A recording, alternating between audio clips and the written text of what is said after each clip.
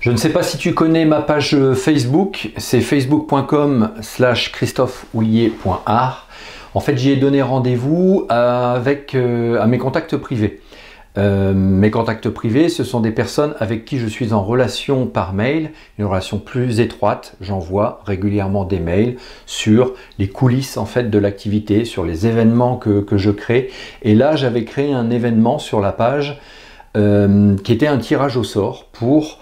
il y avait en fait 25 personnes qui ont concouru pour gagner une œuvre. Et donc ça s'est passé samedi. Ce samedi-là, j'en ai profité pour faire quelques annonces et aussi un ensemble de questions-réponses. La connexion a été très mauvaise sur Facebook. Je ne sais pas si c'est dû au service de streaming derrière ou si c'est ma connexion. J'ai la fibre pourtant. Je ne sais pas. Toujours est-il que j'ai décidé de faire un petit montage, d'arranger un peu quelques coupures, en tout cas le tout est plus fluide et j'ai décidé de le mettre ici sur ma chaîne YouTube pour justement que tu puisses profiter un peu de ces questions-réponses. Les commentaires sont disponibles si tu veux compléter en fait ces questions, je serai ravi d'y répondre. Je te mets ce petit montage juste là, à très bientôt. J'ai eu quelques questions de la part de Sophie, Clarisse, Al et aussi Olive, avec une question qui tue à laquelle je répondrai à la fin. Donc la première question de Sophie et de Clarisse ont posé la même question, c'est qu'est-ce qui t'inspire ? Qu'est-ce qui t'inspire? Et Sophie a ajouté est-ce que c'est la vie, les émotions ou autre? Et Clarisse en rajoutant aussi qu'est-ce qui t'habite pour créer tes œuvres. Alors quand j'ai repris la peinture en 2018, c'était vraiment une question d'expulser les choses. J'avais envie vraiment de m'exprimer autrement que par mon métier qui était jusqu'à présent toute ma vie, où j'ai consacré finalement 12 années de ma vie à un rythme de fou. Et j'étais donc graphiste dans deux sociétés, une société qui faisait du jeu vidéo et une société qui faisait des applications pour les entreprises, sauf que ça n'était plus suffisant. J'avais vraiment besoin...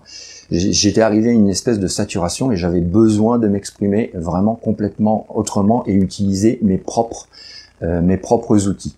À cette époque-là, j'avais besoin d'autre chose. J'en avais marre d'entendre, d'être toujours dans la logique alors sur Paris on dira du métro boulot dodo, mais de pouvoir être dans les mêmes logiques et les mêmes systèmes et toujours être dans la même rengaine. J'y voyais plus aucune nouveauté.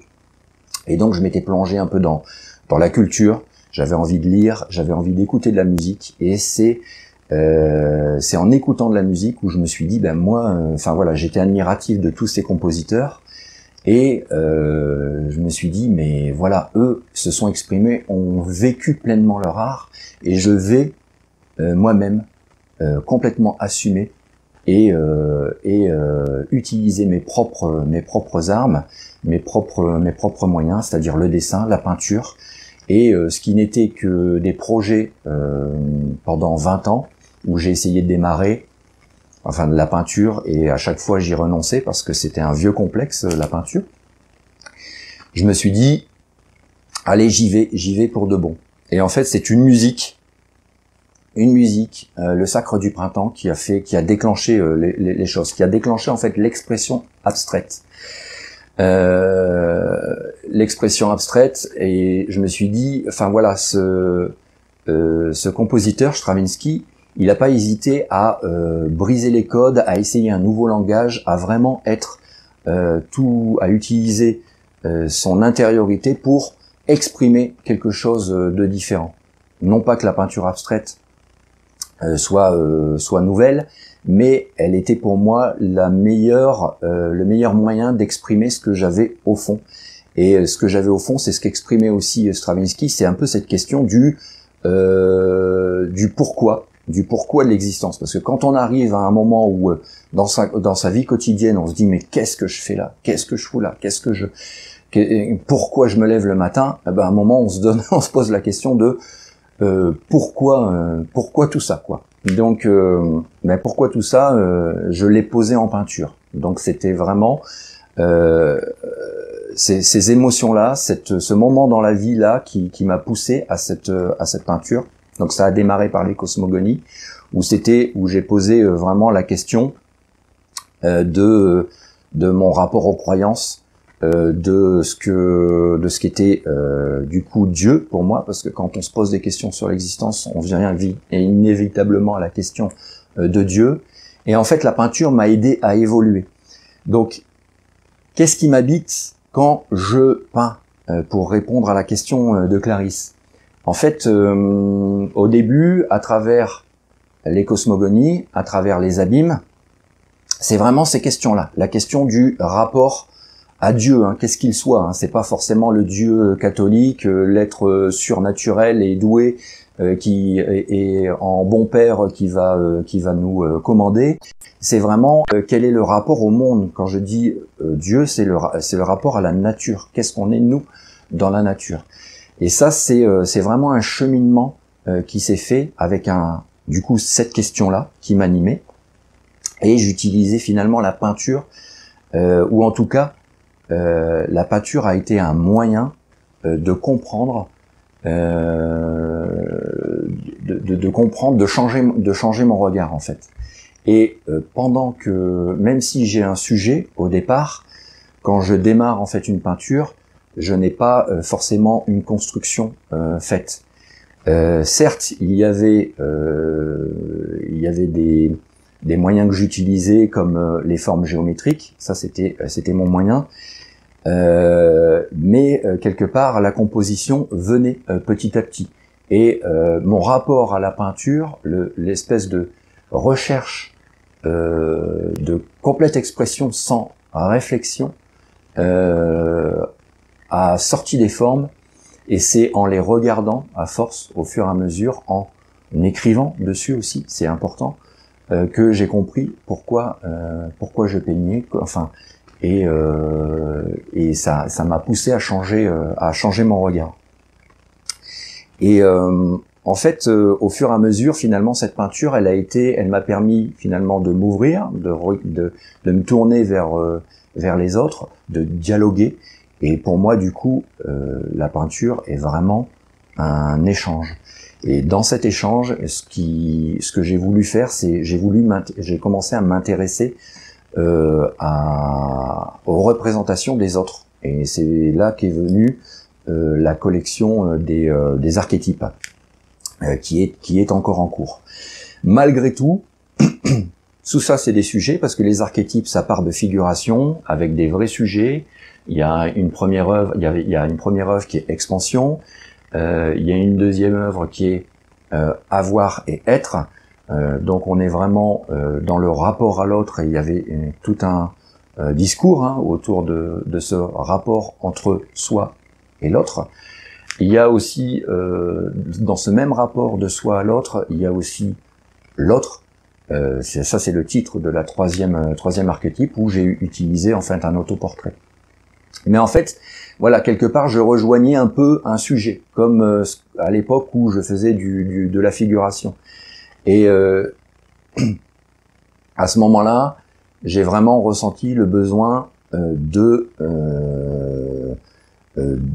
faire de la pure abstraction, mais comment dire, sans sujet, et être véritablement dans l'expression pure et dans finalement, les fragments aujourd'hui, c'est vraiment tiré de l'expérience, du ressenti, de ce que je vis au quotidien. C'est venu c'est venu en pleine crise, dans ma profession, où j'avais commencé déjà à muter, à aller vers la peinture. Et il se passait beaucoup de choses dans mon entreprise, et voilà, j'étais complètement fragmenté. Mais qu'est-ce qu'on fait de ces fragments? Qu'est-ce qu'on fait de toutes ces composantes qui décident, qui font notre vie et qui font notre identité? Et on les rassemble, on les construit, et c'est vraiment finalement la recherche d'une expression. Certes, il y a un procédé, mais il n'y a pas de calcul. Et qu'est-ce qui habite lorsque je fais les fragments? Juste l'expression pure, enfin. J'essaye de m'abstraire et de ne laisser simplement que le regard décider. Me dire que il va y avoir, enfin, ça va aller mieux, ça va aller mieux. Et puis petit à petit, ça se construit. C'est pour ça que, au départ, ça n'a rien à voir avec l'arrivée. J'ai remarqué d'ailleurs que ça démarrait de façon assez sombre pour s'éclairer.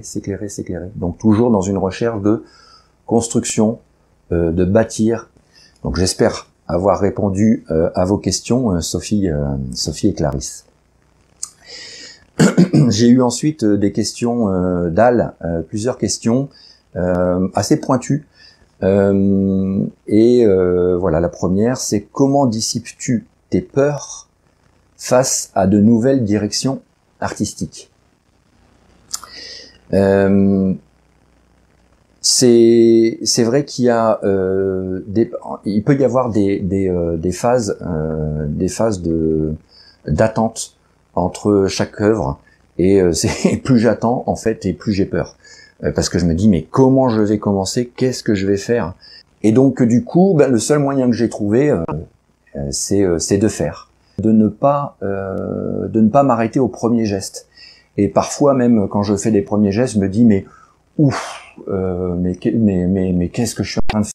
Et puis en fait il faut se faire confiance. Et puis à un moment donné, c'est justement l'expression de la peinture, c'est vraiment ça, c'est le corps de l'artiste, et on envoie ce qu'on a à l'intérieur, et puis petit à petit on conscientise, on bâtit, et l'œuvre se présente à soi. Donc il n'y a pas de nouvelle direction artistique, mais j'essaye toujours, même s'il y a répétition. Et je dirais même que il faut forcément qu'il y ait répétition pour que il y ait des petits basculements, petit à petit, finalement, s'apercevoir que les choses évoluent vraiment, et c'est comme ça que ça se construit. La deuxième question d'Al, c'était quelles sont tes stratégies de conception et techniques pour résoudre tes problèmes visuels? Alors, j'ai pas de stratégie, et en fait, je pose, et puis sans aller vraiment, sans me dire ça c'est bien, ça c'est pas bien. C'est vraiment petit à petit que ça se fait, à force du temps, de recouvrir, d'enlever. Il y a des lignes qui se dégagent, il y a des formes qui se dégagent. Et puis la technique aussi que j'utilise, qui est le collage de papier, ça va venir en fait perturber la composition. Je fais exprès de coller quelque chose qui va amener une nouvelle logique. Avec la logique ancienne, ça va venir casser peut-être certaines logiques, certaines directions. J'utilise un peu cet accident guidé. Ensuite, si une réalité visuelle, dans quel milieu pourrait-on retrouver ta peinture? La terre, la mer ou le ciel? Alors, j'évite autant que faire se peut de faire référence à la nature, à quelque chose comment tu dis ça, à une réalité visuelle, même si le recours à des couleurs, certains traités peuvent faire penser à de l'eau, à de la terre, à l'air, et j'évite vraiment le plus possible toute forme de représentation. Pour moi, c'est quand même une forme d'expression de la nature. J'expliquerai à la fin des questions, notamment avec la réponse à la question d'Olive, pourquoi je dis ça. Ensuite, recherches-tu une finalité particulière ou attends-tu de ressentir une vibration, un plaisir avec ta peinture? Oui. La deuxième solution, donc comme je le disais tout à l'heure, je n'ai pas de plan construit, je ne fais pas de préparation, j'utilise l'œuvre elle-même comme laboratoire et il va y avoir un résultat. Il va y avoir un résultat et ce résultat, ça serait partir encore trop loin, et là elle est arrivée à une espèce d'équilibre, et effectivement ça va peut-être paraître ridicule, mais à la fin de l'œuvre, il faut que je sois amoureux de mon œuvre pour l'arrêter. Et en fait, chaque fin, il y a certaines œuvres où non, je peux pas forcément m'y faire, mais dans la grande majorité, quand je me dis ah ouais, c'est bon là, je suis amoureux de ce que je viens de faire, eh bien, j'arrête. Si la dernière question, après je regarde les commentaires. D'Olive, au-delà de tes merveilleuses recherches artistiques, merci. Que peux-tu offrir en plus à l'univers? Donc j'ai rigolé en fait quand j'ai vu cette question, parce que je me suis dit mais qu'est-ce que je peux faire de plus? Qu'est-ce que je peux offrir en plus à l'univers? Pour continuer un peu l'expression de la nature, je répondais à Al. Pour moi, en fait, je vais faire une réponse toute spinozienne, c'est que on est forcément l'expression de l'univers. On n'offre pas plus à l'univers parce qu'on est juste son expression. Et donc, par contre, on peut lui faire honneur en honorant ce qui est une expression particulière. Chaque personne est une expression particulière de l'univers, de Dieu, de la nature, tu l'appelleras comme tu veux.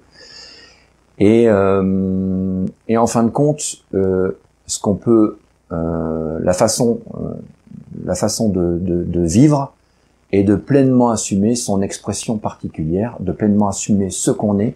Et donc, je pense que c'est toute la recherche de chaque artiste, c'est de comprendre ce qu'on est, ce qu'on a de particulier et ce qu'on peut offrir au monde.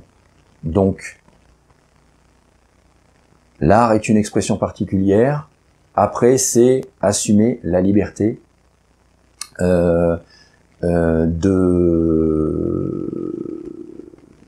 en fait, c'est de se dire qu'on est en fait, on est le fruit de tout un tas de causes et qu'on ne comprend pas forcément. Et je suis vraiment dans l'idée d'un déterminisme absolu, où en fait, on ne fait que répondre à tout un ensemble de causes, et nous-mêmes on répond de telle façon parce que on est le résultat de plein de causes extérieures. Donc c'est un déterminisme absolu sur lequel on n'a pas de prise, mais en fin de compte, une fois qu'on a pris conscience de ça, c'est extrêmement libérateur, parce que on peut du coup aller vers la connaissance de soi, et une fois qu'on a compris que l'autre est pareil, on est un peu plus aimable envers l'autre. Et du coup, pour moi, la mission qu'on doit avoir, c'est d'essayer de faire le mieux qu'on peut, de pas faire trop d'excès. Je vais faire une réponse comme les Monty Python dans Le sens de la vie. Soyez aimable et puis essayez de mener une bonne vie.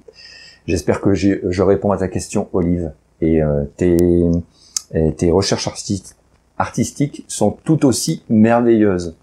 Je vous invite tous à découvrir d'ailleurs l'art d'Olive.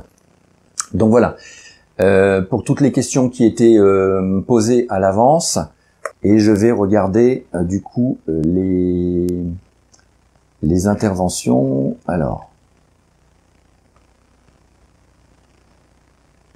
Alors Sylvie qui me dit « Bonjour, je suis comme toi, j'ai commencé la peinture lors d'un burn-out. Ma peinture est un ressenti et mes peintures étaient tristes et elles ont évolué. Et oui, et la peinture nous transforme véritablement. Assez étonnant de en fait d'apprendre à ne plus contrôler. Et même quand on conscientise son travail, ça n'est pas de la même façon que lorsque on réfléchit, on essaie de résoudre des problèmes. On est programmé pour résoudre des problèmes. Depuis la nuit des temps, depuis l'homme des cavernes qui essayait de lutter pour sa survie, on est programmé pour résoudre des problèmes. La peinture rapproche aussi parce que j'en ai fait, à l'art martial, c'est vivre l'instant présent. Et c'est essayer justement de complètement s'abstraire. Donc découvrir ça quand on est en burn-out et justement d'être submergé par tous ces problèmes, c'est extrêmement libérateur. Voilà, Ever. C'est ça, je n'assume pas toujours et je ne vais pas ce que je peux faire. Bonne vie à tous, effectivement. Voilà, c'est la pleine quête de l'artiste. Nous, on est artiste peintre. On utilise la peinture comme expression du corps pour aller vers cette compréhension, là, vers cette connaissance de soi-même. Pour moi, la mission de l'artiste, c'est vraiment ça. C'est en étant, en plongeant complètement dans son individualité, finalement, on va vers l'universalité. On comprend mieux comment peut être le genre humain. Voilà. Donc, merci à tous d'avoir suivi ce direct live, qui était une grande première. Désolé pour les problèmes de connexion. J'espère avoir été assez clair. Vous pourrez continuer de mettre des commentaires ou poser des questions en dessous de cette vidéo lorsqu'elle sera enregistrée et visible du coup en replay. À très bientôt à tous. Merci. Au revoir.